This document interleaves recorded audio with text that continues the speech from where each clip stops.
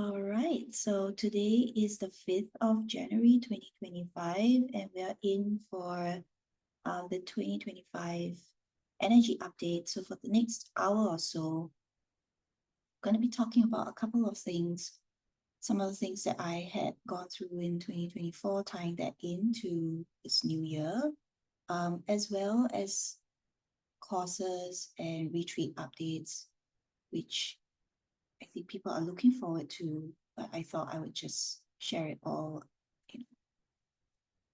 here.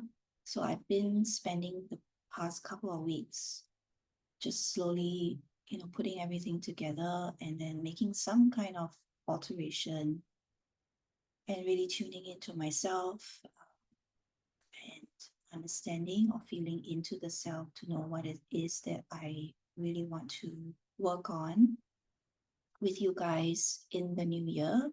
And so for those that are in the inner circle, if you haven't listened to our very last class for the year, please do that, because we had gone through in a very thorough way how to create sustainable goals for 2025. So you still have time, because we're just 5 days into the new year. So you basically have the whole of January to do that. I think that isn't too late yet. Okay, so I also welcome everybody to post questions. If you have, just type that into the chat group at any time that we are going through the sharing, or any comments that you have. That would also be really wonderful to have you participate with me. Okay, so before we begin, let's just take a deep breath in to our sacred bodies, especially those who haven't been on calls with us. Nothing much has changed. We'll still connect deep into the body first. So breathing in and just letting go of all of that for 2024, and really grounding ourselves into the new year. So what I've discovered as I was doing sessions with clients is that a lot of them have not fully come into 2025, not fully entered, we're not fully grounded into the year. And that will mean that your starting point will be later than others. So it doesn't mean that just because the year has passed or the new year has come, it just automatically means that you've stepped into the new year. So we need all parts of us to be online with us, with the new energies. And so if you're still dealing with a lot of 2024, it just means that so much of you is still there, right? So how we can do this is we really intentionally, which is such a big thing for 25, which is really coming into awareness, how our intentions take us into that quantum timeline, right? So let's just practice that right now, taking all parts of us into 25 and just welcoming yourself and saying, for example, all parts of me, my mind, my cells, all of my consciousness, my feelings, my emotions, all energies, all fragmented parts of me, come with me now into the new year. Let us land into the energies together, landing back into the body.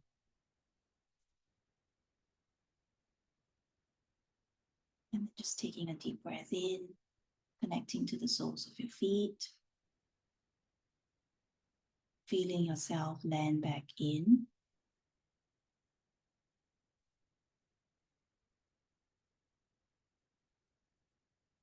Connecting into the Holy Mother energies, which has been really coming in together with the Holy Father energies. So I had shared on the 2nd of January in our container, in our inner circle container, that we have the Holy Father energy is coming in just as strongly via the rays of the sun. So with the rays of the sun, we feel so much support, we feel so much comfort as well. And that's how Mother Earth feels. That's how the Holy Mother feels. When those energies come in, when the masculine energies come in to connect with her, to merge with her, to say, let's do this together. And what that means is the divine feminine within us. So this is applicable to both males and females. Let's understand that first.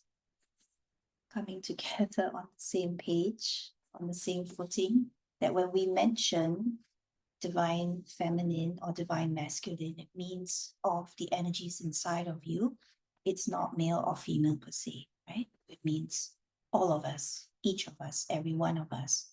So the feminine inside of us, which is creative, which is intuitive, which is perceptive, which is nurturing to the self, cannot rise and cannot come online unless we have the partnership of the divine masculine.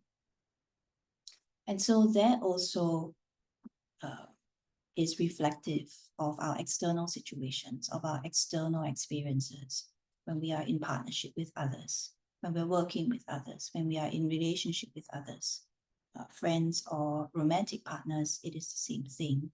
And so when that creation comes together, there is just that, it to each is one sacred union.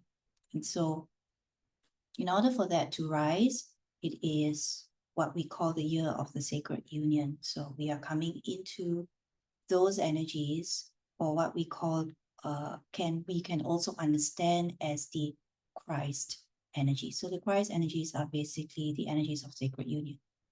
Yeah. So nothing religious about that. It's all about this love that is pure and innocent and in union with all parts of us, in union with our friends and family on the external, in union with our partners, right? And each person being in union with themselves. That is when we begin to experience that union with the self, we then begin to experience that union with the external. Just give me a moment here. I need to tell something.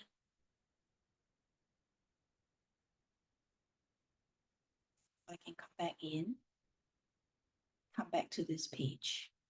Let me try.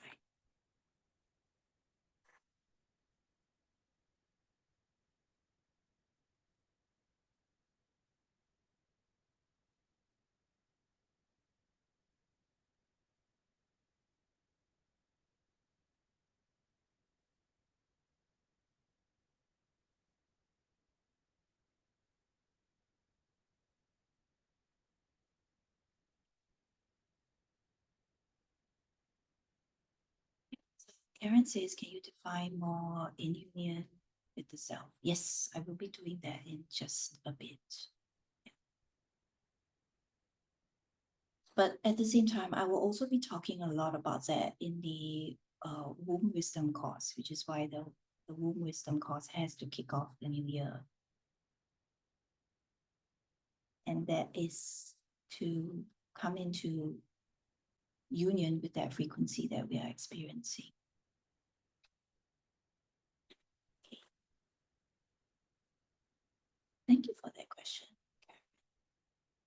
So I'm going to go first into some of my learnings in 2024 that has brought me into this year.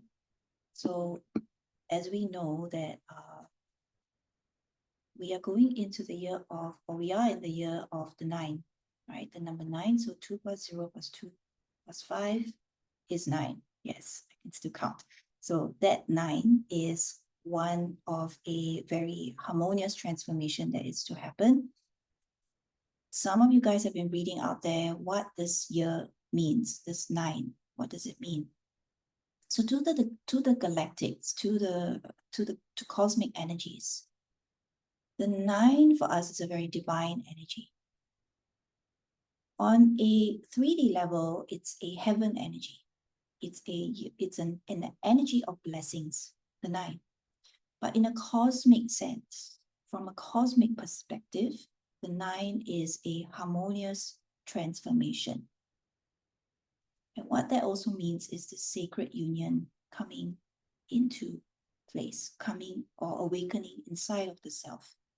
And how the serpent energies, right? So this year is the year of the Hydra. It is the year of the snake. It is the year of the serpent. All those 3 words, 3 names mean the same thing. For this call, we are going to use serpent because that's just going to help you understand how we literally slide into 2025. So the serpent energies is the divine feminine energies, right? And in 2024, we were dealing with all the yang energies, or the divine masculine energies, the dragon energies.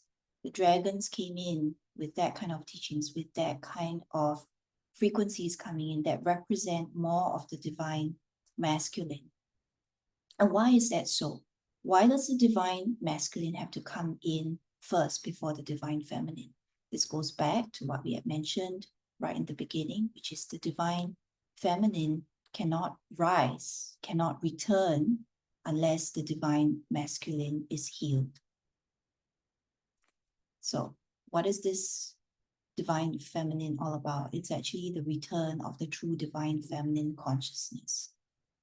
We think about it and we talk about it in very 3D terms. It just means that redefining or truly understanding what the divine feminine really means. First, on the inside, what does it mean to embrace the divine feminine on the inside? So it is your creativity, it is your softness, it is your tenderness, it is your ability to surrender.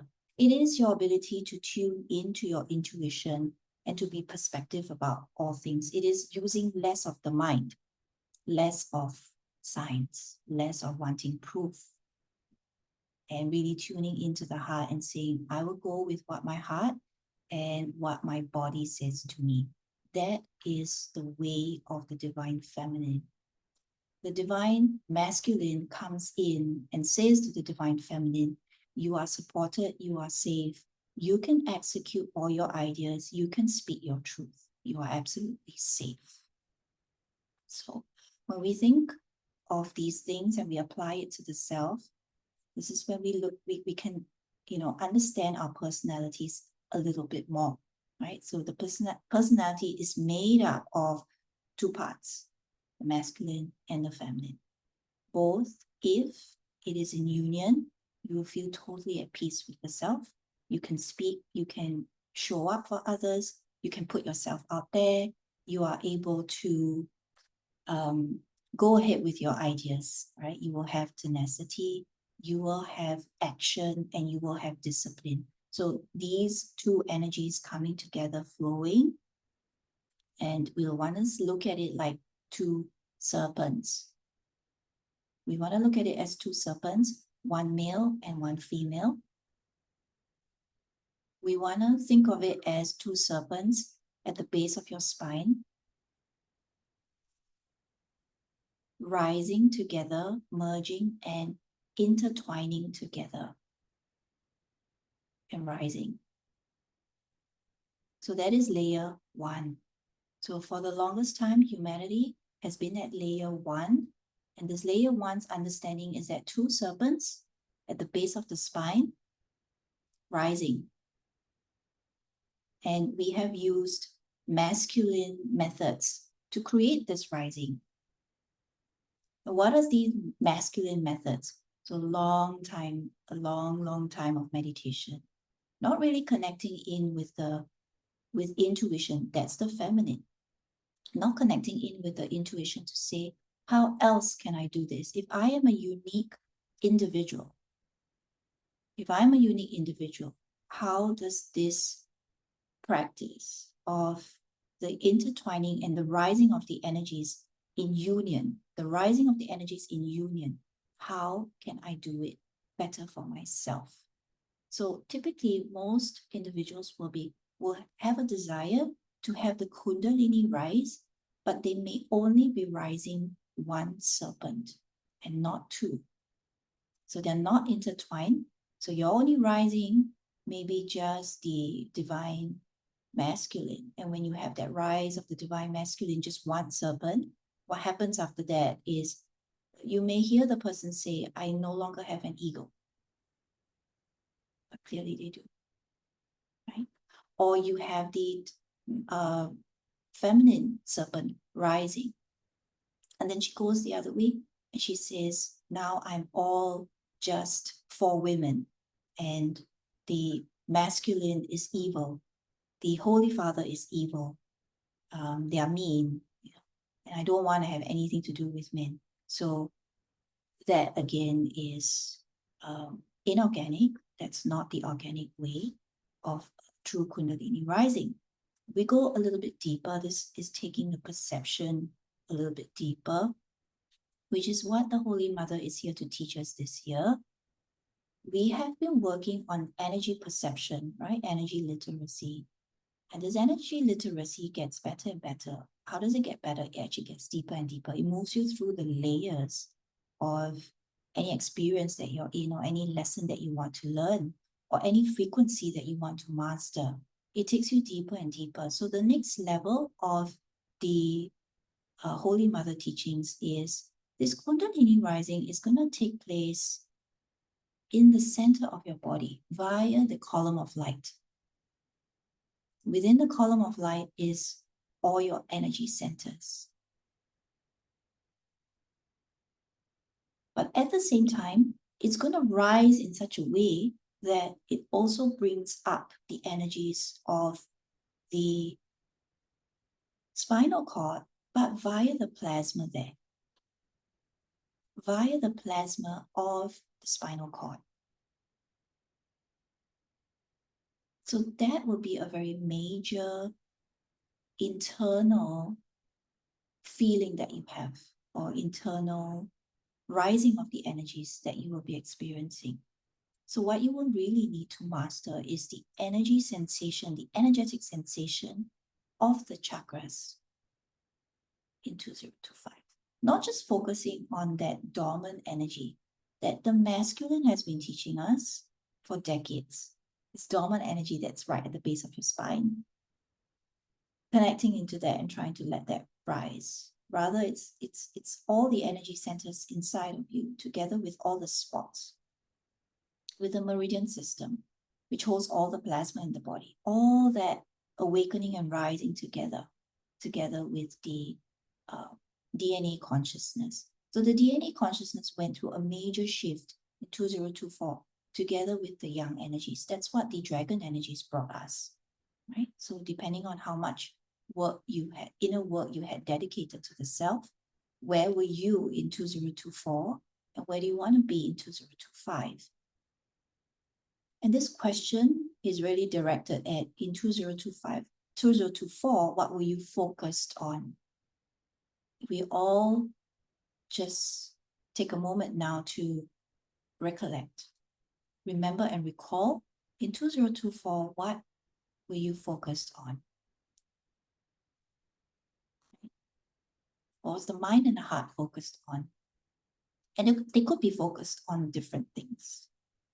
And look deeper, right? Go a little bit deeper. For example, you would say, well, in 2024, I was just focused on getting this new job. And I got my new job. And I was trying to get along with everybody in the company. But go deeper. Pause and go deeper. What were the lessons there? And how did that make you feel? Or someone might say, I was very busy moving house, packing and unpacking and taking care of all my kids in 2024. But still, let's go a little bit deeper. And what was the lesson there? So those were the primary or the major frequencies and lessons that you were with in 2024. And so in 2025, how do you want to reimagine your life? Because via the reimagination comes the embodiment.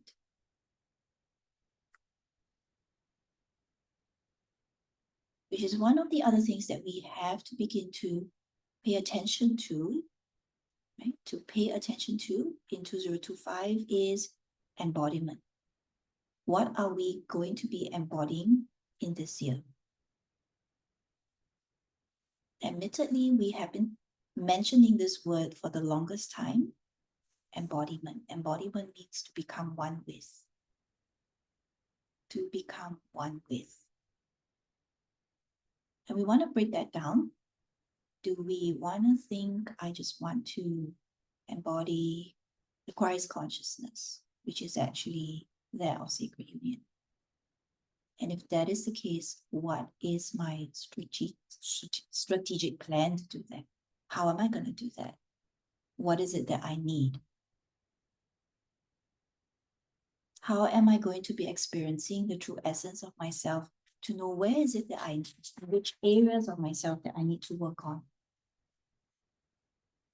And here we need to go back into the energy literacy perception. We need to go back into deep perception, which is the way of the divine feminine. The way of the divine feminine allows the self to perceive everything and anything and anybody through the energy bodies. So you are going to feel it more in the body than anything else.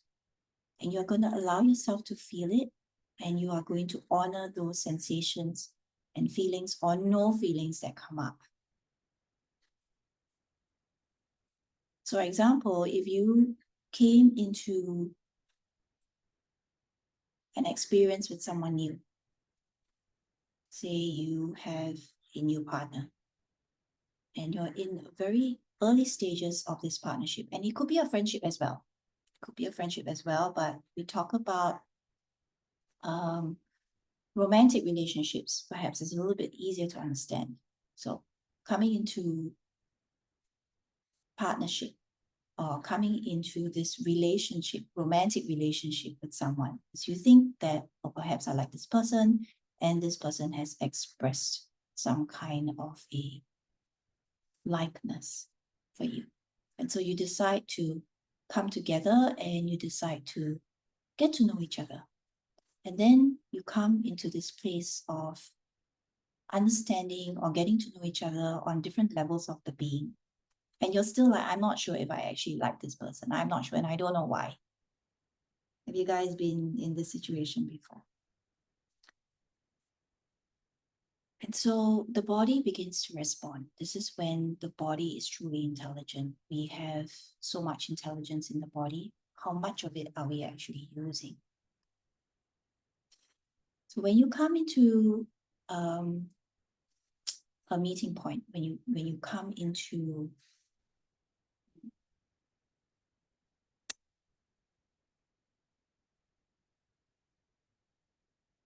when you're spending time with this individual, how does that make your body feel? And at times, the body feels nothing. And at times, the body feels a lot. Maybe it gives you goosebumps. Maybe it sends tingles down your spine. Maybe it allows your heart to open up. And then when you decide to come in union with this person, you feel nothing, or you feel a lot. Now, that is the wisdom of the body. This is energy being read via the sacred body. And we can only really acknowledge that the body is sacred and the body is intelligent if we have the intention to actually use it and to trust it, to trust this body. So this is the way of the divine feminine. The divine feminine is very perceptive, and she uses all parts of her to come into that perception, rather than wait for the mind to say, well, this person is good for me, that person is not good for me. List down all the 10 things. List down why this job is good and list down why that job isn't good. the pros and the cons. That is the way of the only one way, the absolute way of the divine masculine, right? So when the sacred union comes together, the first thing that's going to take place is this perception. The perception is going to be right in front. It's going to be at the forefront. Say, is this person good for me? Because the mind, the lower mind can only understand so much. The lower mind can only pick up so many things, not enough. And the lower mind only sees what is at surface level, because this person could be lying to you, right? Or you could be applying for this job and they could be having a really horrible work culture. They're not going to tell you that, right? So, but using the body to really identify coming into that. Okay. So yes. So I hope you guys at this point are still with me, that you're still resonating with that. So one big thing that I learned in 2024 are some very deep lessons of the heart. And one of the biggest lessons is that heart breaks in the form of disappointments, in the form of feeling let down, feeling betrayed. These things help the heart to open up even more.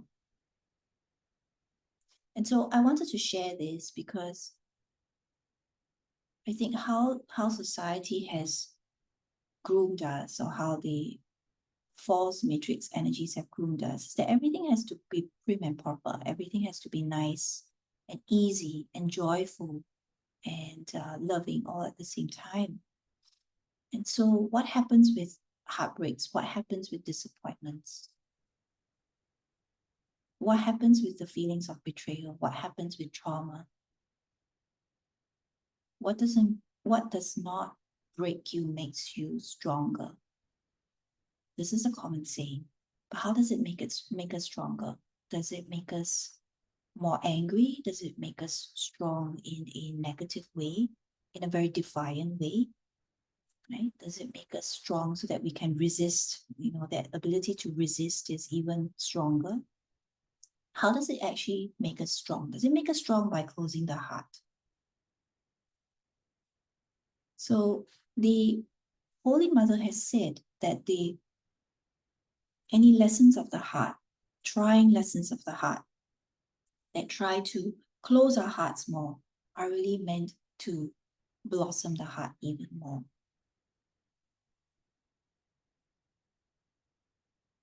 And so when I understood that, I felt like my heart having this 10,000 petals opening up. I felt so liberated in that sense. I felt so free. And instead of just looking for the lesson, sometimes the mind cannot perceive the lesson, isn't it? How can people do this? How can people be like this? How can people say one thing and do another thing? How can people be so unkind?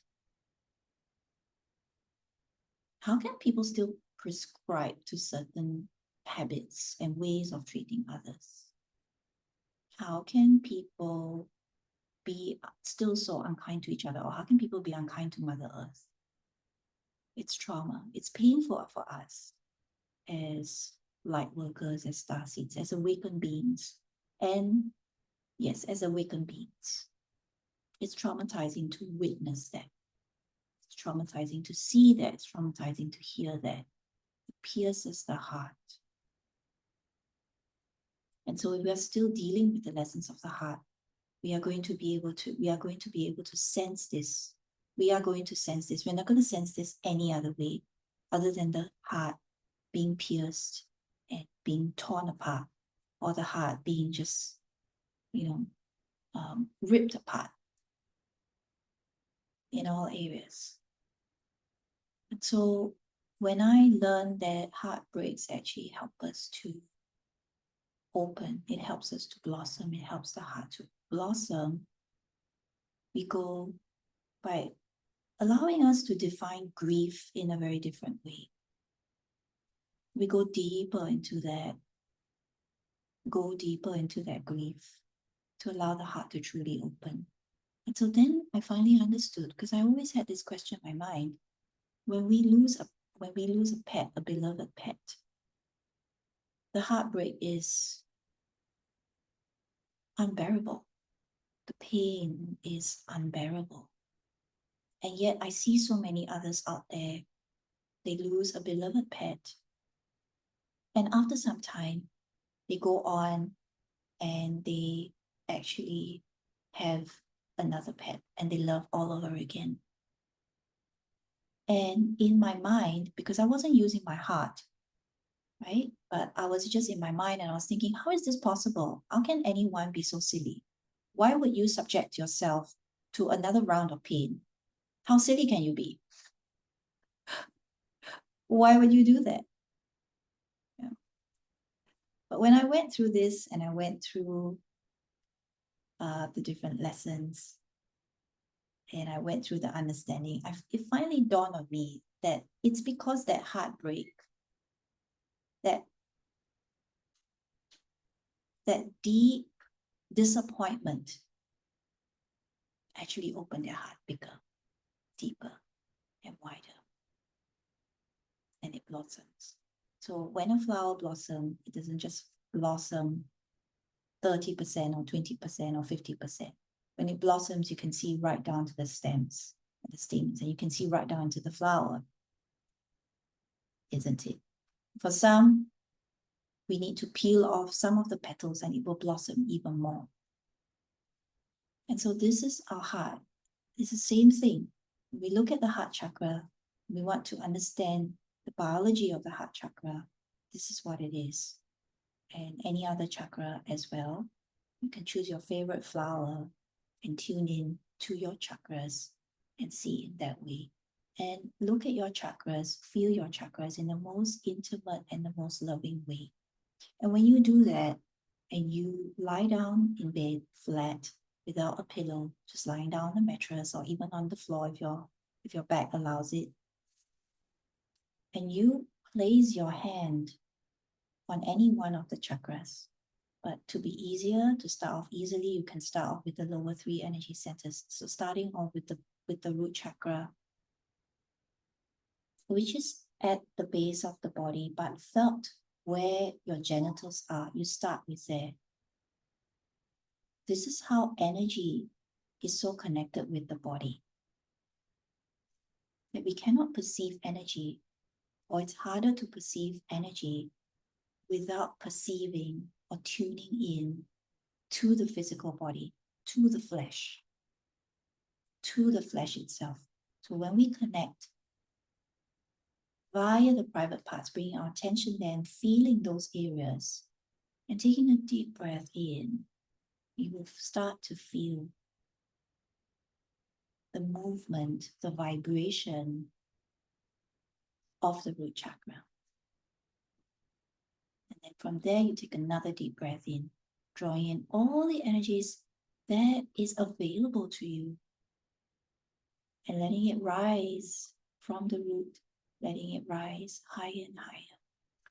And everybody's chakras are different. Some, we are just so sensitive in every single one of our chakras. And then we have certain chakras that are more developed, right? So you will feel more in those chakras that are developed. And then we have some chakras that are very shy. So chakras that are shy, maybe you don't feel so much. You feel something, but not so much. And as you continue to work with more and more of those energy centers, you will then find that balance, right? That harmonious effect, right? Harmonious transformation. When the divine feminine comes in, and when we totally embrace and we allow her, you allow the feminine energies to rise in you and to start to co-create with you in your life. You allow these energies to show up in your life. You're not too shy about it, you know, to cry, to be soft, to be there for someone, to sit in the awkward moments. I think both the feminine and the masculine dislike awkward moments.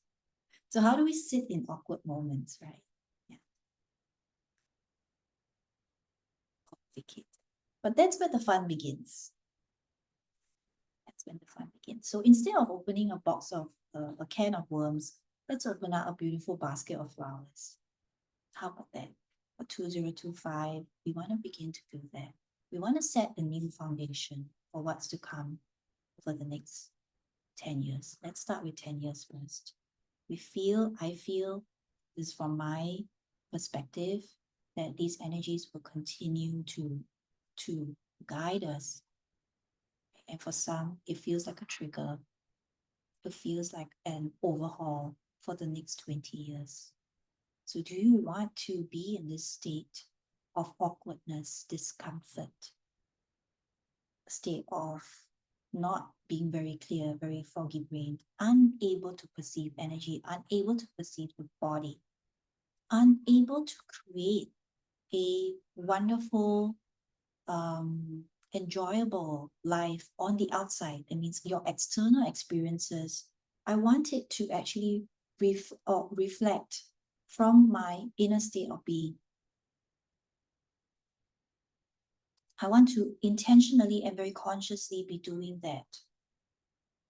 I don't want to be reminded over and over again, but yet not really understand it at a very deep level. So I continue to be whatever state of being I want to be on the inside, and then begin to blame and misunderstand my external experiences.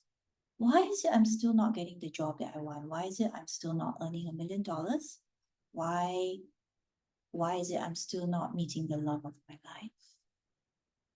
Why am I not able to get pregnant?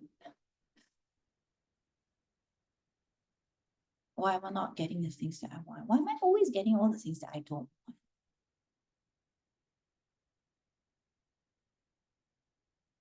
We have lived for the longest time just functioning, creating life, just being, with a completely masculine mindset. Not just a masculine mindset, but an inverted masculine mindset. And we don't know that. We think that what we perceive of everything around us, assuming I say this is the masculine, we think that this is how the masculine is. And we don't like it. We hate it. But we say this is the way to be. This is how everybody is. This is society. We can't fight it. We have to go with this flow. And that's completely inverted. The masculine is not like this. The masculine is not meant to be like this.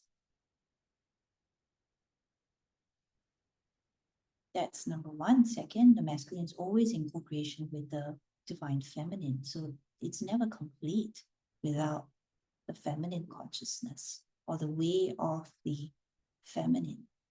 So either one on its own isn't great. It has to come together.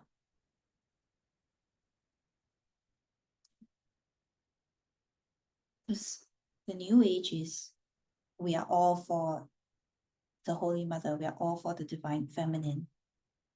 And what happens to the divine masculine? Oh, got left behind. Yeah, we don't want the divine masculine because we don't need the divine masculine. We don't need anything that is masculine. But what they've also not yet understood is that whatever they understand or have been experiencing of the masculine or the ways of the world, which is largely masculine, is inverted. So that's why they say no to it.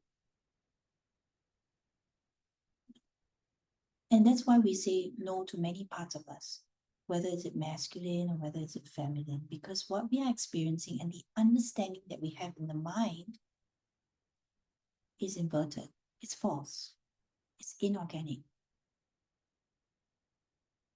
So all the things that you know of the masculine that makes you feel uncomfortable, or the feminine that makes you feel uncomfortable, reverse that.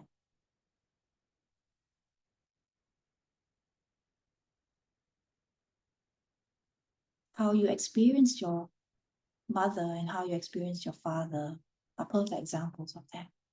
Because we learn that at home. We see that that is that is the beginnings of the definition of what masculine and feminine is for us.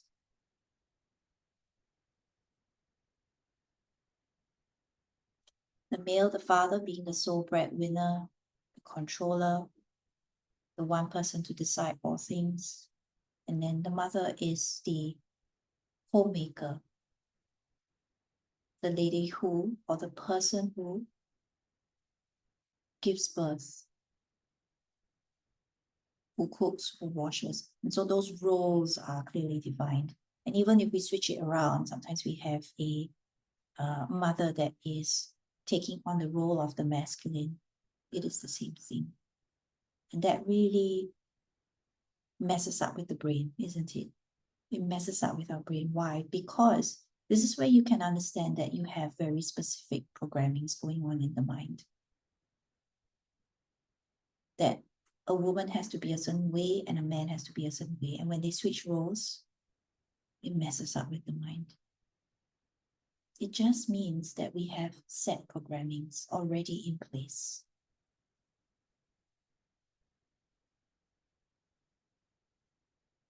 Okay.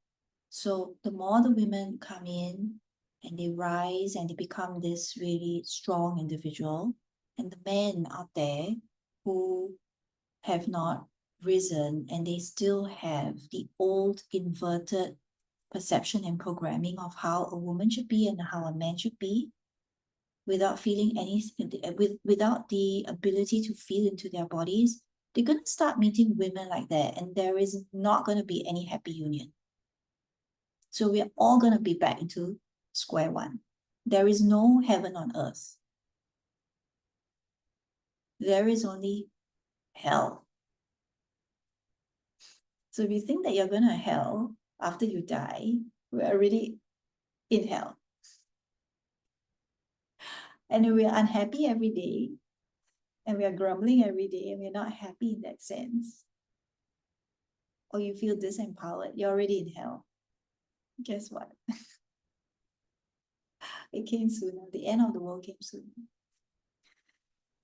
So hell is within the self. Heaven is within the self. It's heaven. We can't be moving from one end of the spectrum to the other. So these are just one of the warnings that the sacred or the creator energies have come in to speak about for 2025, because we must be careful not to go into that place. When we are learning, when we're putting ourselves out there to become better, we must be coming into balance. We must try not to take ourselves to the other end of the spectrum, which is common, which is very, very common. That's what most people do. That's what most people unknowingly they do, because we never know what the balance is. When we don't know what the balance is, we need to go over to the other side to actually feel it, to feel the difference, in order to say, okay, so that's what it feels like to be over there, and that's how I felt over the other side. So now I know what I will roughly be able to guide myself into the middle of it, into the portion of it. Okay. So yeah, so that's one thing to remember, which is let's try to redefine, redefine and reimagine, start to embody the real masculine and the real divine feminine energies, but this time allowing yourself to be guided more by perception, intuition, perception of the entire body, using the physical body to really understand things, understand what energy this is, what's going on within this person, without really knowing, having to know too much of it, and just honoring the self. The divine feminine is all about honoring the self, but importantly, honoring others. Because it's so easy to honor others. It's so hard to honor the self. This is the greatest inversion. This is the greatest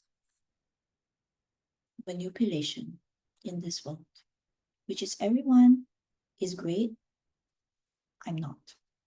Everyone is powerful, everyone is doing well. The grass is always greener on the other side, but I am not. Everyone is good enough, but I am not. How many guides, coaches, facilitators, mentors, and teachers do you really, really know and understand that when they say you are amazing, you are wonderful, you are perfect, you are divine, that they absolutely feel the same way about themselves? How many?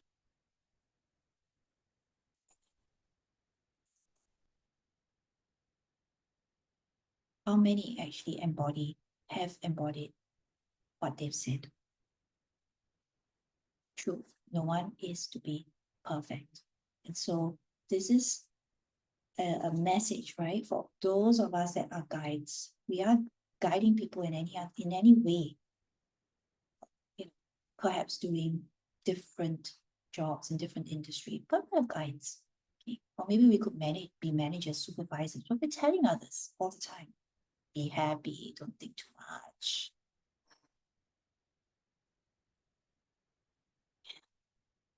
There is abundance. There is enough for everyone. So on and so forth. Listen to the self. And then this year, truly aspire, desire on a soul level, co-creating with the soul and saying, I want to be all these things and more. I want a deeper perspective on things. I want a deeper perception. I truly want divine intelligence. I want wisdom. And when all those things come to you, you are going to honor them and you're going to say, yes, I am. Yes, I've done this. And you're not going to say, maybe it was this, maybe it was that. It just happens to be. I think it was this, I think it was that. Going back into the lower mind again, trying to define things, or having false humility. I call it false humility. Trying to be humble, but actually not. It comes from a place of insecurity. It comes from a place of not able to be proud of the self. It comes from a place of programming that speaking well and good of myself is bragging. I'm not being humble. Someone is going to dislike me because I've said good things about myself. I've had a colleague once, and she said, you are no good until somebody says you are. You cannot define yourself as good. You cannot say that you're good in this role until somebody says you are. Whoa, that really stuck with me. What stuck with me? How messed up her brain is. She is highly intelligent, so intelligent. Upper management, doing a lot for them, just very, very intelligent. But she said this. And she said this, she meant it like in terms of appraisal. When we're doing appraisal, we talk about how, what do you think of the year? What do you think you've done? Talk about yourself, talk about your achievements. And she said, this person said this, said that, but she can't say she did a good job until somebody says she did. And that was it for me. That was it for me. I was like, no way am I allowing one more person to appraise me. I'm not allowing one more person to appraise me. And that was the time when I said, that's it. I am going to live for myself. I am going to appraise myself. I'm going to approve of myself. I will care very much lesser about what other people think or what other people say.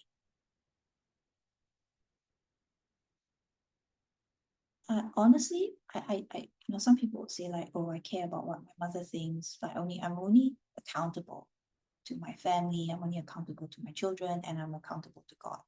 So for me, I'm only accountable to God. Okay, I'm accountable to my son because I should be his role model. So I should be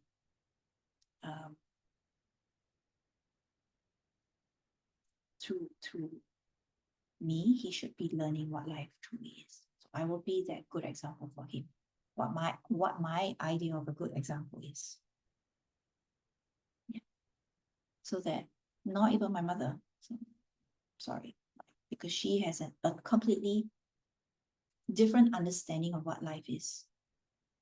So I can't be, but I hope to honor her by being the best version of myself and not by 3D standards. That will never be. She will have to, it will not happen for her in this lifetime. She will not see them. Right? But I know that by doing that, by having a different set of achievements in my life, is actually honoring her. But she doesn't know that yet. And that's okay. Not just as her neck will be up high waiting for that grace that never comes. She's actually had a lot of grace, a lot of acknowledgement, recognition in the work that she does in her room. So perhaps that's where she got that idea, like others have to say, have to acknowledge me before I can really know and know that I'm really good, not just myself thinking that I'm good. Right? So we want to really come into that place of understanding for the self, understanding what our true essence is, and working towards that. Because sometimes what we understand of the self, the goodness that we understand of the self, isn't very great.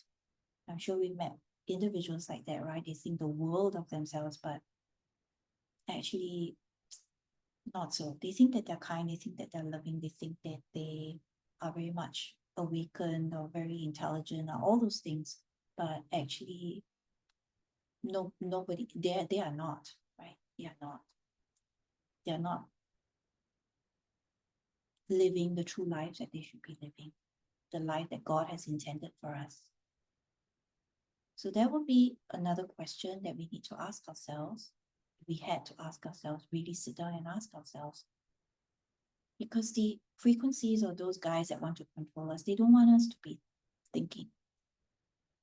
They don't want us to be thinking about life. They don't want us to be thinking about how is my life actually supposed to be if God had his hand in everything. If God were to make it perfect, what would my life be? Aha. That will be opening the can of worms. So we just think about it for a moment. Please write down this question because maybe later on you want to think about this.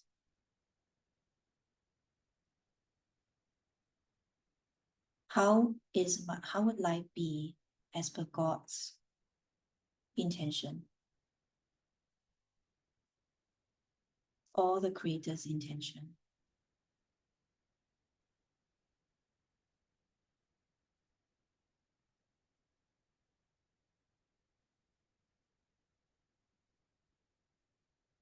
So what the guides often showed me, the moment I was truly awakened, I wasn't awakened when I did Reiki.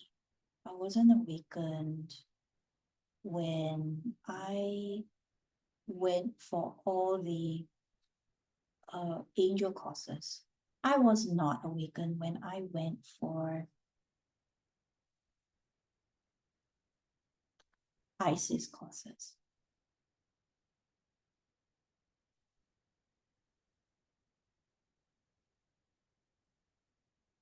I slowly began to come into that true awakening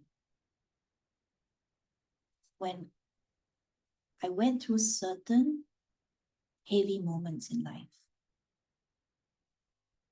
going into the darkness of what life is, very trying situations with nothing to eat, in a nutshell, okay? With nothing to eat and zero in my bank account. And it is in that moment that this voice said to me, you will be very abundant. You will be very happy. All this will pass.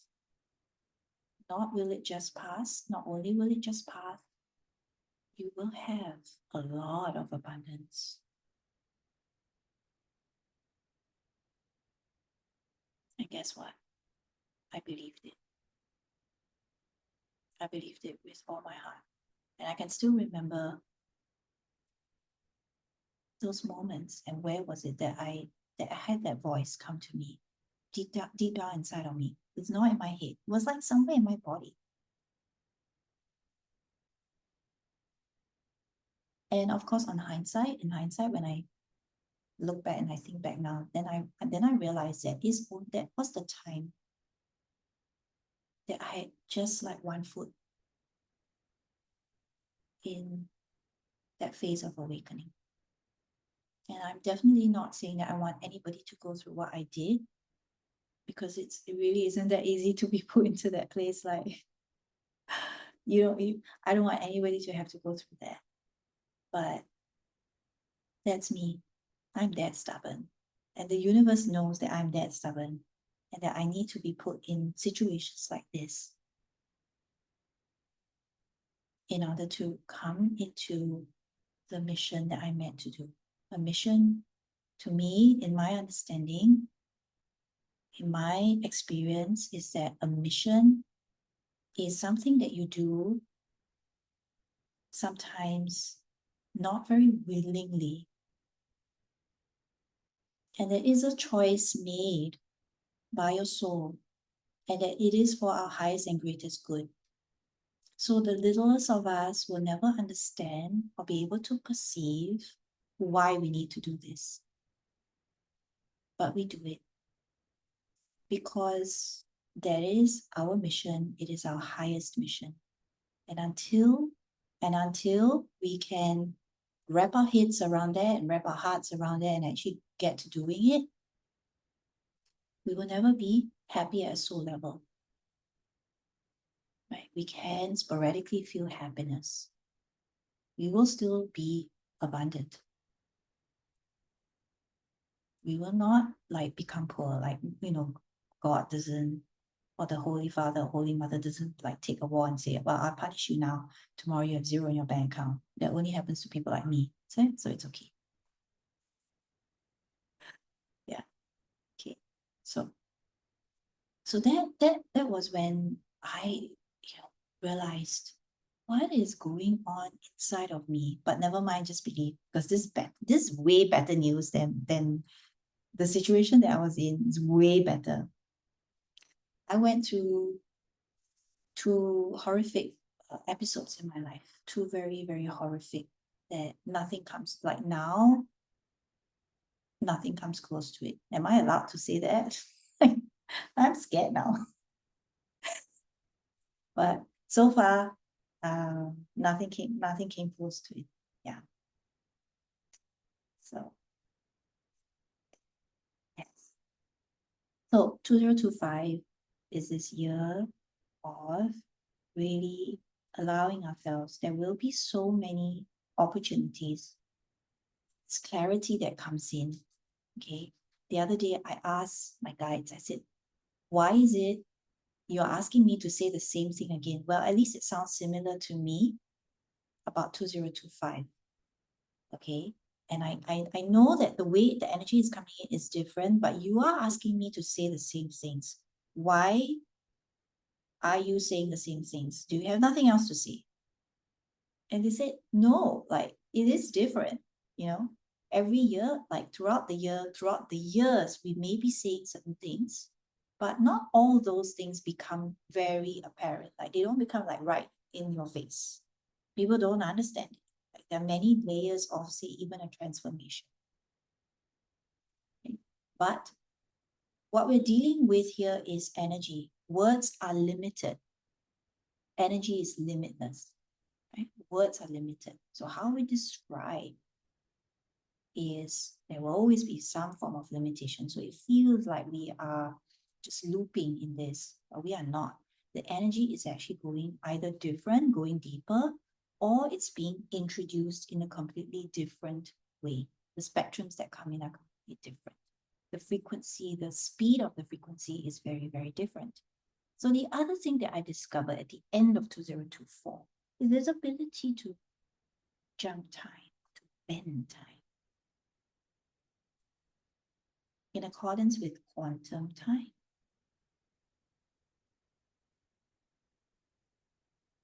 We bend time, change timelines with intention and will. I discovered another layer of that. That the will has become stronger, the intention has become clearer, and at this time, in this era, in 2024, at that time when I experienced it, I realized that the entire cosmic force is really so tuned in with what we are thinking. It's so tuned in with what we are feeling. Now, I'm going to explain this in a different way. So 30 years ago, the separation between our energies here, so-called lower energies, and higher frequencies, that separation in between was so wide. So for that energy to come in, very hard. For that energy to flow down, difficult. Once the energy flows down, we are not able to contain it for a very long time. So it needs a vessel. This high frequency needs a vessel. So 30, 40 years ago, what did light workers do? We went into trance because we need to take that energy and we need to place it in our body. We say, use my body, because there wasn't enough all around. So the ability to perceive wasn't there. Not enough of those high frequencies being able to stay around. We needed a vessel. We needed a host.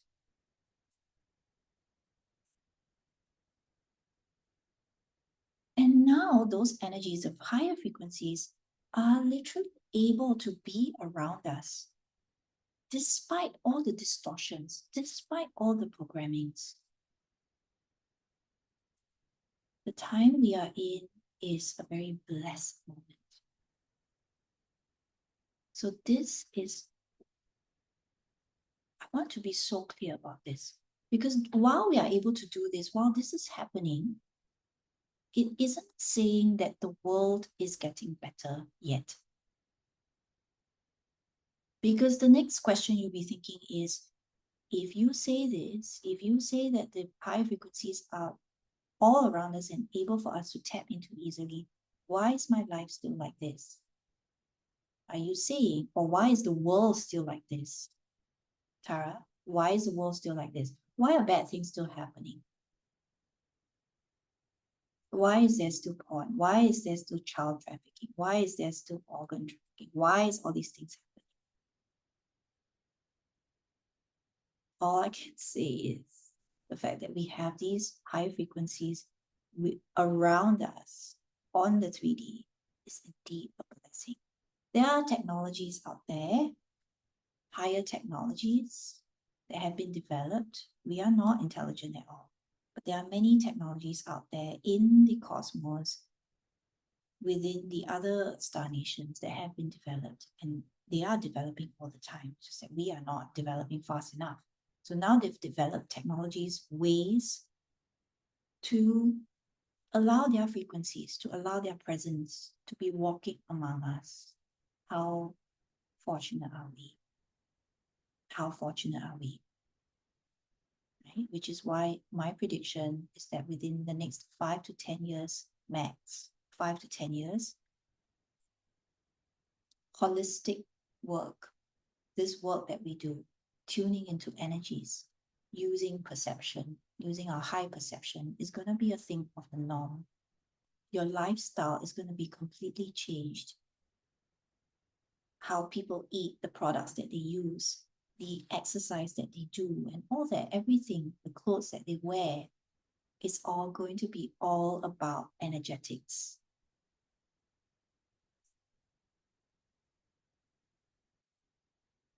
It's going to become a norm very soon. And time flies. You know that. 2024, now we're 2025.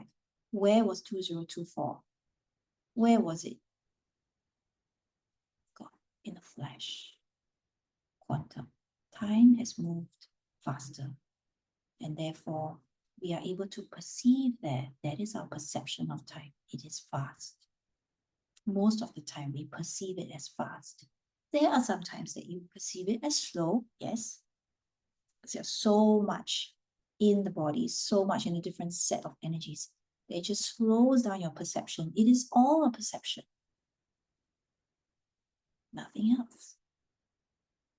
But still time, we are locked in this space of time. This is the inversion of it. This is the inversion of it. That's why the guides say, the cosmic powers say there is no time. Why do they say there is no time? What they simply mean is because energy changes all the time. The speed of it constantly changes. So how can we still work with the minutes and the hours and 24 hours? This is placing ourselves in a bubble. Time places ourselves in a bubble, in this false bubble. So your mind, your energies are trying to move past that time, but your programming is stuck in this time, in this consciousness. So that is where duality comes in for you. That is where duality comes in.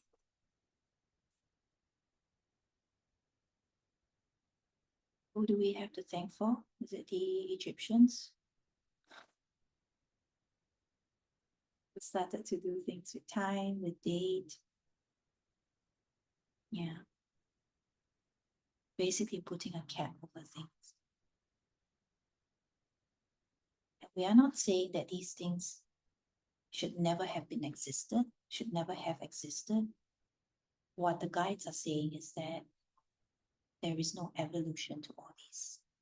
There needs to be changes, there needs to be evolution, there needs to be transformation. How we define time, how we define speed, how we define light, how we define the body needs to change. Right? How we've been learning in school, all the things that we've been learning from school, in school, was created by the divine, the inverted masculine, the time when science was needed, the time when that type of psychology, human psychology, could be understood. How are things not changing now? How are teachers of the new age of spirituality not changing? How can that be? So these are the things that we need to look out for. These are things that we need to look out for, okay?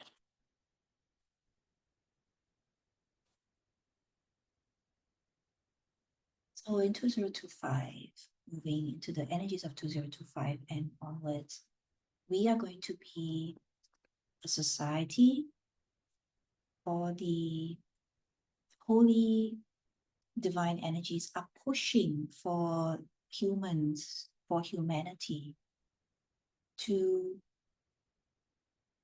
start working more or connecting more with the heart.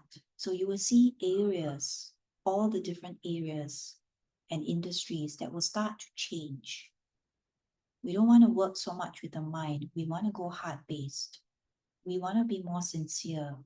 We want to be more genuine. Okay, we will not try to cheat people. We will not try to mess with people's minds anymore, because the consumer is going to be very different. Everything has got to be from the heart, and it's got to be from your intelligence. It's got to be creative.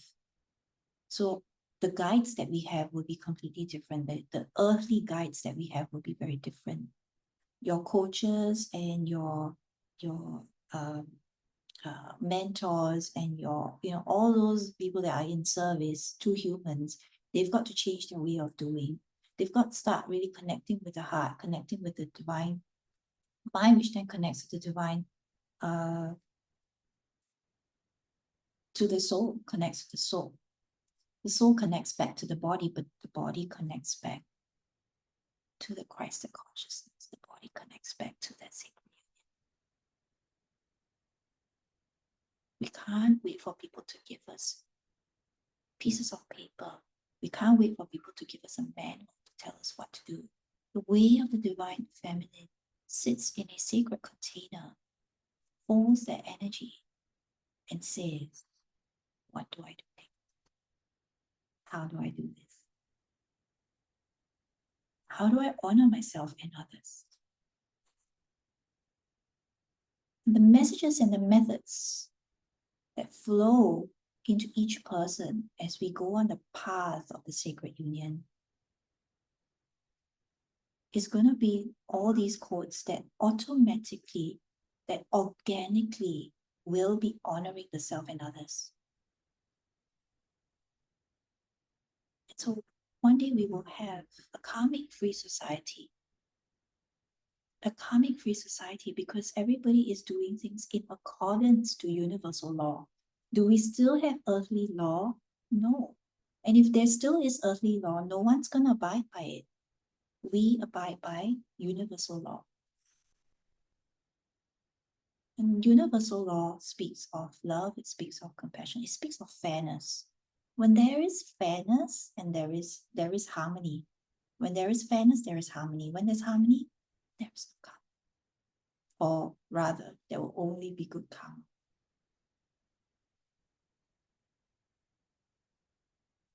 So this is what we want to begin to envision for the self. As we envision that for the self, we want to envision that for others because we have hope for others. We understand that parts of me, a fragment of me, can resonate with a fragment of you. The only way it can do that is that we are made up of the same DNA. We are made up of the same, we are connected to the same lineage. We are of the same. We are not very, very different. That's the only way we can connect. That is the only way love can connect. So that will be the same with the guides. Why we can connect with the guides, why we can connect with higher frequencies. That's deeper perception now. It's because we are made of the same thing. Else, how are you going to mix water and oil? It's completely of the same thing. We are completely of the same thing. The essence of who we are completely of the same thing. So you feel that way when you get along with someone, you're connecting at a soul level. You're connecting to the essence of who you are. When you really get along with someone in the highest possible way, not through gossiping or, doing some other earthly activities that we don't necessarily approve of. But really connecting deeply, when you feel you have a deep connection with someone, you are connecting at that soul level. Because at that moment, your consciousness, your karmic patterns, your blueprint, all these things have created this alignment. That's why it is such a big deal when 2 or 3 people or when couples come together. It's absolutely divine and absolutely sacred. And this is the other, this other lesson and gift that we always need, that we all need to come into remembrance. Is the sacredness of each other. When we don't remember this, when this memory is taken away from us or is being blocked by other frequencies, when they block this memory, there is no connection. When humans do not connect to each other, we lose our power completely. We can't resist, we can't fight back. This is what the evil ones want. This is what that false frequency wants. This is what it's doing to us. It's causing us to forget that we have this very special connection with each other and how that sacred is. And when huge groups of people come together, even more of that sacredness is lost. Because when huge groups of people come together now, they party, they make a lot of noise, they release a lot of energy. There's no sacredness that they are retaining. In the past, when people came together, whether groups of men or groups of women, or they kind of like mingle together, they're quiet. They're holding space. Because they have this remembrance. When you have this remembrance, you have the reverence. When you have that reverence, you have that harmony and you have that quietness. And without speaking, so much is being spoken. So completely different. Humans are just a complete inversion of their true selves.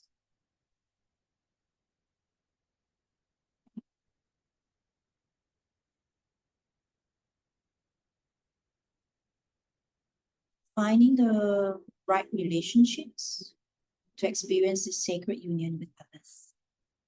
We have to bring this remembrance back. We have to strive to remember and to know once again what is the true divine masculine, the true Holy Father, what is his true characteristics of being of that Holy Mother. And how women need to come back with that true knowledge, that pure knowledge, that innocent knowledge. Yes, when I say that women are meant to lead, it goes a little way back. It does not mean that women are better. It does not mean women are stronger or smarter or more intuitive than men. No. Again, it's just everything is being inverted. Because we are created in the likeness of the Creator. But who is the Creator? That is the question, right? Who is the Creator? We are created in the likeness of the Creator. What likeness? Do we look like the Creator? No, we all look kind of different, right? So what is it that we're really created of, in likeness of? What is it? So 2025 is that perfect time for this, because her desire for us to remember her is way stronger than it has ever been before.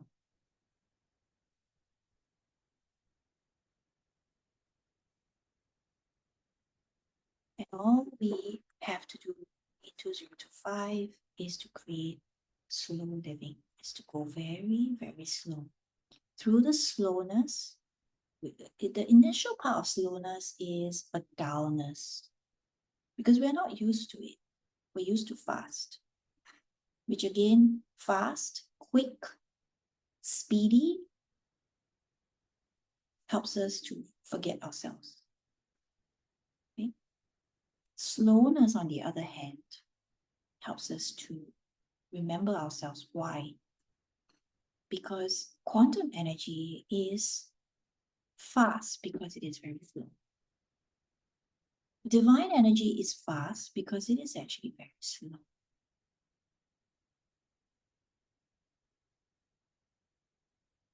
So we want to come into that slowness, but as we come into that slowness, that desire to do things slowly, to pause, maybe at times, we begin to experience the dullness of things. That is the transition. As you transition into that true slowness of beauty and true speed, as you come into that true speed, in order to be fast, we have to be very, very slow. You come into that state of dullness, boredness,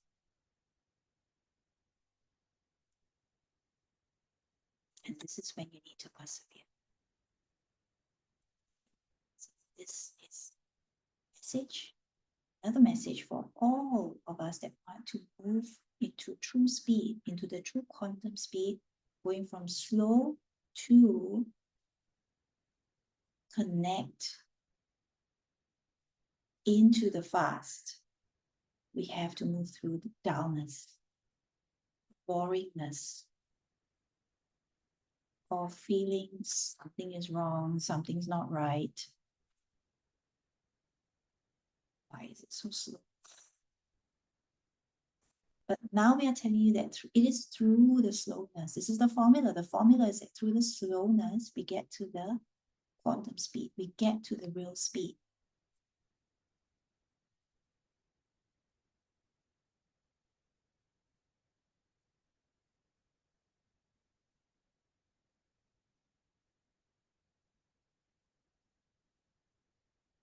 So empty your cup. I chose. Empty your cup. Empty this vessel. Empty the mind. Cast away everything. To make it easy, they say everything is an inversion. Anything that doesn't make you feel soulful and joyful. Anything that's not everlasting. For example, you might say, well, but Tara, I had this wonderful meal. I bought this thing. I feel so happy. I bought my first home. I feel so joyful. I feel so grateful. How is this not great feelings to be? Do I empty this as well? And the guide simply asked me this. They said, think about it in this way. What is it that you can take as an inheritance into your next life?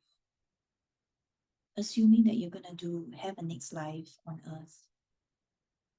Or better still, no life on earth. You're going to go into the cosmos and you're going to do all those things. So if you can take something or many things into your next life, what would they be? Those will be your eternal happiness. That will be your eternal inheritance, or that will be your eternal legacy. Everything else is negligible. Everything else, you can have more or less of it. You shouldn't be bothered by it. And those are the things you want to empty your cup from.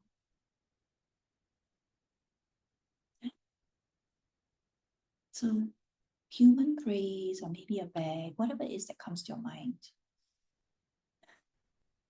you can bring it over.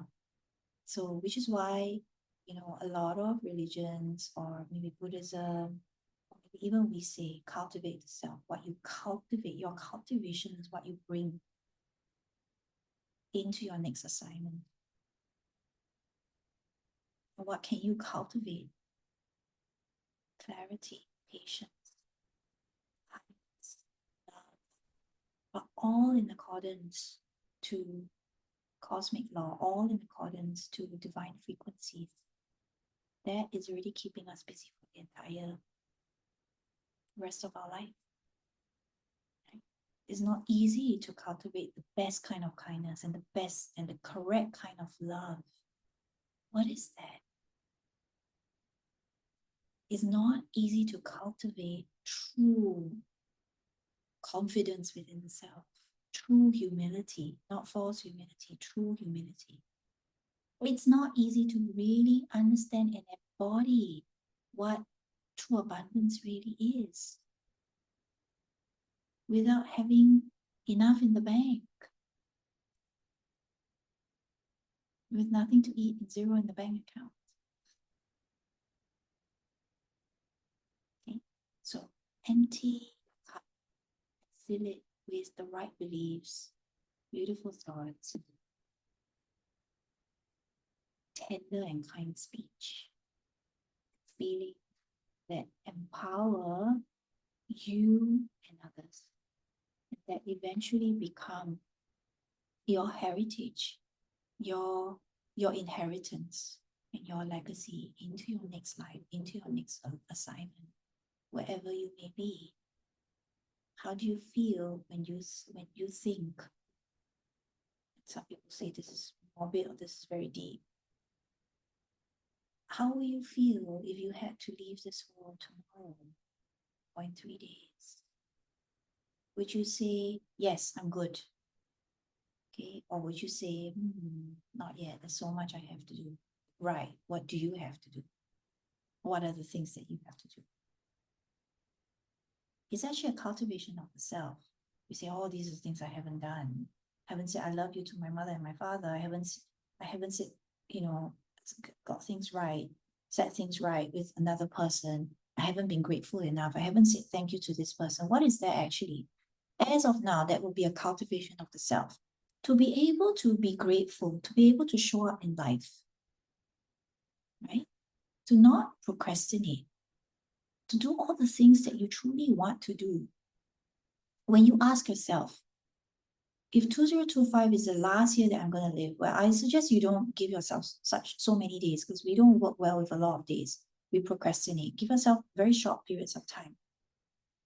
And what comes to mind, write it down. And then think of yourself, because truly, I can't guarantee that you're going to be standing here. And myself, I can't guarantee that I will still be standing here tomorrow. And we put things off. And so, what is that cultivation that we want to do for ourselves? What is the inheritance that we want to bring into our next life, into our next assignment? So even as I think of this, I think, as I'm asking you this question, I can think of the people that I want to meet, that I want to bring out to lunch for. Just little things like that. Because I love remembering that I am a starseed coming here to be this human being that can enjoy life. I think I'm okay because I've gone through the nothing to eat and the zero in the bank account. So now I can enjoy life. Right? Eating, go shopping. Something like that, right? Yeah. So we don't stay in the past. We stay in every moment to really say yes to life. I love life. I'm not going to stay in the past because I've had this trauma. I've experienced that fear. And when it comes to now, I can't do it. I can't take that next step. That's what I've heard people say this to me all the time. Or they're watching others and they're learning not great things from others. Or because that person has fear. They're taking on that fear and that failure of others. We're not living life. The guides want us to dream big and break all glass ceilings. This is the last message. They want us to dream big and break all glass ceilings. So, for example, if you tell yourself, I really want to make $1 million this year, but there's no way. Why no way? Why no way? Why? That would be the question. So, breaking all glass ceilings. I want to quit my job, but cannot. Why? Let's look into those things. Okay. I want to find a loving relationship, but cannot. Why? Why? Let us go back to what would God want for us if there was to be perfection everywhere. What would God want for us? What would his plan be?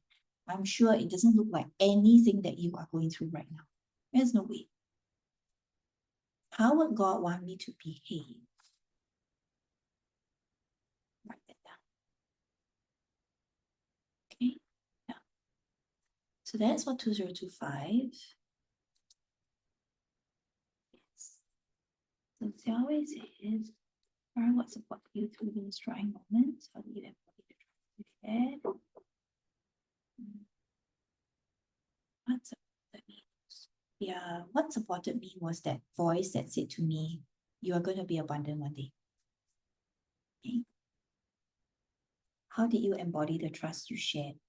I will be very honest, okay, unless I'm given some message later on. But as of now, this is my understanding. I came into this lifetime with the ability to trust, which means I came into this lifetime with a connection and this capacity or percentage that I have already inside of me that is to the frequency of trust. So I trust. What do I trust? I don't just trust anything, right? This is my disclaimer. I don't just trust anything and anybody, but I trust the divine 100%.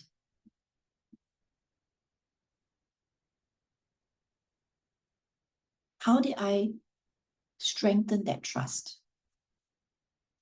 I already had it in the beginning. For some reason, maybe something in my past life, I don't know what it is, but I already came in with that trust. But how did I deepen that trust? Because at that moment, when they shared that message with me, did I have to do anything? No, because I couldn't do anything other than continue to live my life every single day. And at that moment, I think I had, yeah, definitely I had that zero in the bank account. And all my friends left me. Okay, never mind. But how did I deepen the trust? I worked on the trust. I really worked on the trust. Because I was at my lowest point, I had nothing to lose. But also remembering I was raising my son all alone at that time with no other form of support. No parental support, no government support, nothing, zero, nothing. I trusted myself because I'm naive. So I just went ahead and I just, oh my goodness. I will really have all these weird stories about myself. But I basically went through each step like a child because I felt I had nothing to lose or I wasn't aware of what I could possibly lose. Yeah. And so I jumped in with 2 feet. I'll do this, okay. Do that, okay. Change this, okay. Yeah. And so that trust got deeper and deeper, stronger and stronger. And so my whole life is governed by that. Some of you guys will know why I do some things, why I approach some people, why I say yes to this and why I say yes to that. It's all governed by this trust, this explicit trust that I have for the universe. And it has very, very rarely failed me. Very rarely failed me. I wouldn't say never, okay? That would be a big fat lie. But sometimes I got the wrong message, whatever it is. But it definitely outweighs all the good times, all the right messages that I've received.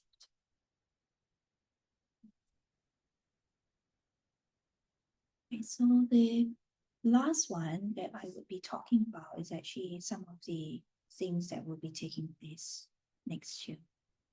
So in January and February, we will be doing the Womb Wisdom course.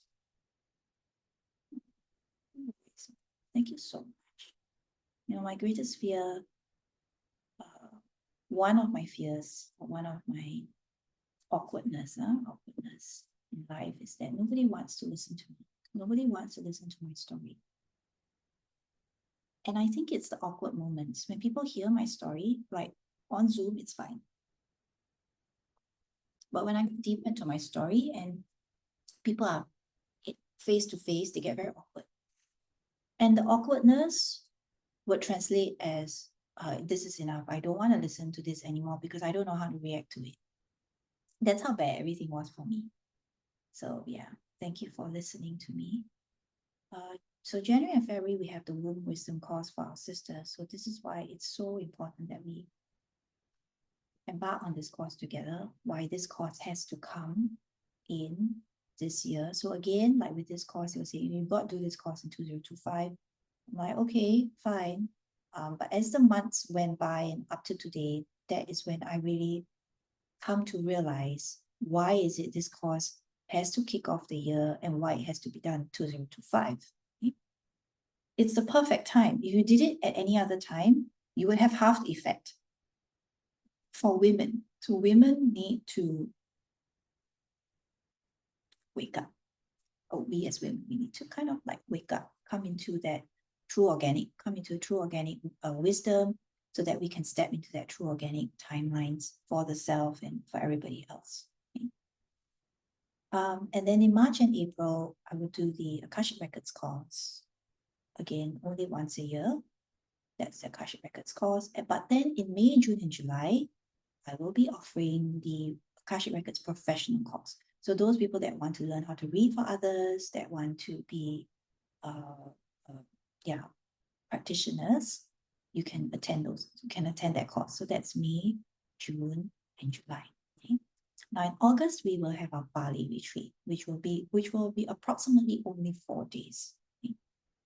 It will be that week where there is a public holiday, the National Day. It will be that week. So I will give you the dates and the itinerary and all that.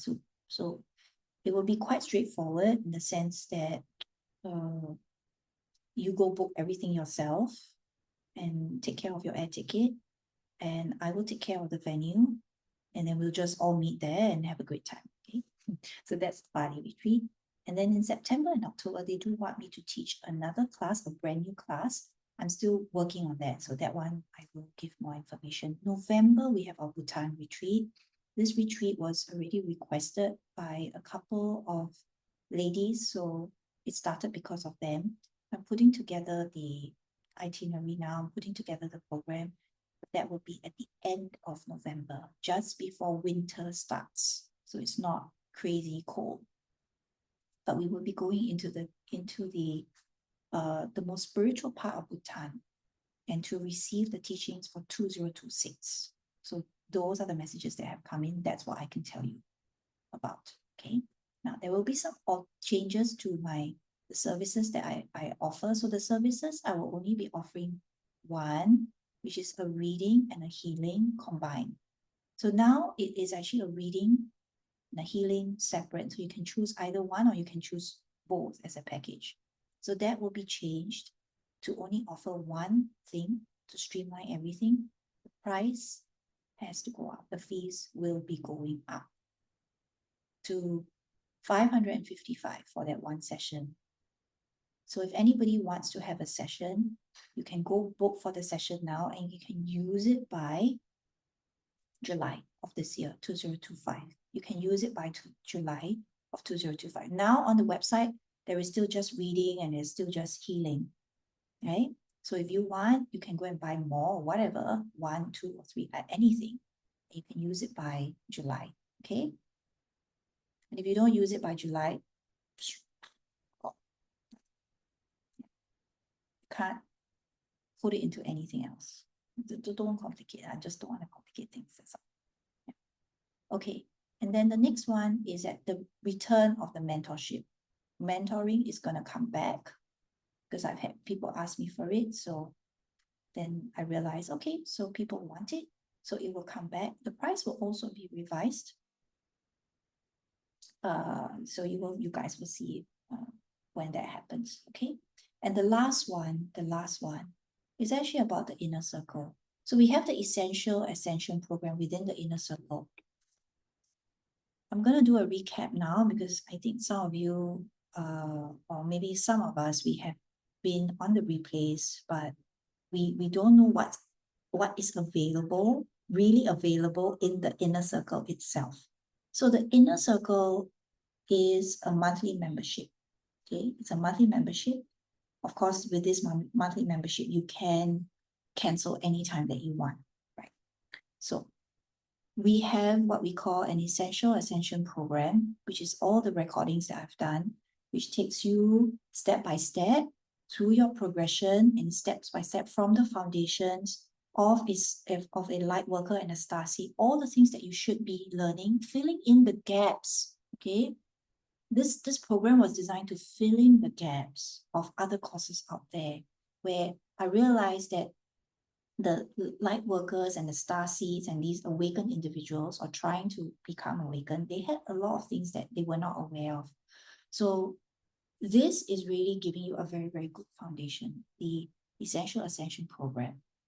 What I'm going to do, what I've asked Joey to do, is to unlock that program, which means it used to be like you would have to have assignments and we would have to approve the assignments. And so you have to go through step by step. You can't pick and choose. In 2025, I'm going to unlock everything. So you can actually go in and pick and choose what it is that you want to start learning first. So that would be the greatest change for the inner circle. Then of course, the inner circle has monthly Zoom classes, a minimum of 3, but I usually do more than 3, usually do about 4 or 5, that kind of thing. But they are live Zoom classes, just like now. And it's all recorded and placed inside the library. So those who are in the inner circle, can you please look out for an email that's coming to you? I will be writing to you about the inner circle. Okay. Now, if for some reason you don't receive that email, it means it landed in the junk. You need to take that address, our address, and put it back into your inbox so it shows up in your inbox. Second, you need to go into your student account. Maybe for some reason you have ticked do not receive emails. Okay, do not receive emails. So you will have to untick that box so that you can receive emails. The third thing is that you have to actually, it will be best, all right? You don't have to, it's not compulsory, that you join the Instagram support group. So how to do that is you add me in, you actually follow me, or if you already followed me, you just have to write me a direct message and say, I'm so and so, I'm in the inner circle, please add me into the support group. Okay, that's what you need to do, because then you get your first-hand up-to-date updates from me all the time. Okay, so that's it for me today, for me and the guides. Do we have any questions? Anyone has any questions for us?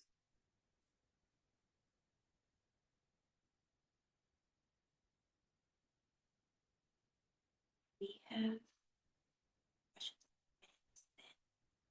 questions. If anybody who's still keen to join the Womb Wisdom course, just go onto my website. We start on January the 10th. So if you can sign up a few days before, that would be great, because we need to add you in. We need to send you an email. We need to get the logistics done. And we will meet on January the 10th. I will send the Zoom link out. And it won't be a very long one, just coming together to create our circle, to formally open the circle. Okay. So this recording will of course be in the inner circle. If anybody wants to listen back to it, please do so. Thank you very much for your attention. It took a little bit longer than expected. I wish you all a wonderful, blessed, amazing 2025 and beyond. And I hope that we somehow get to connect with each other very soon. Take care. Bye.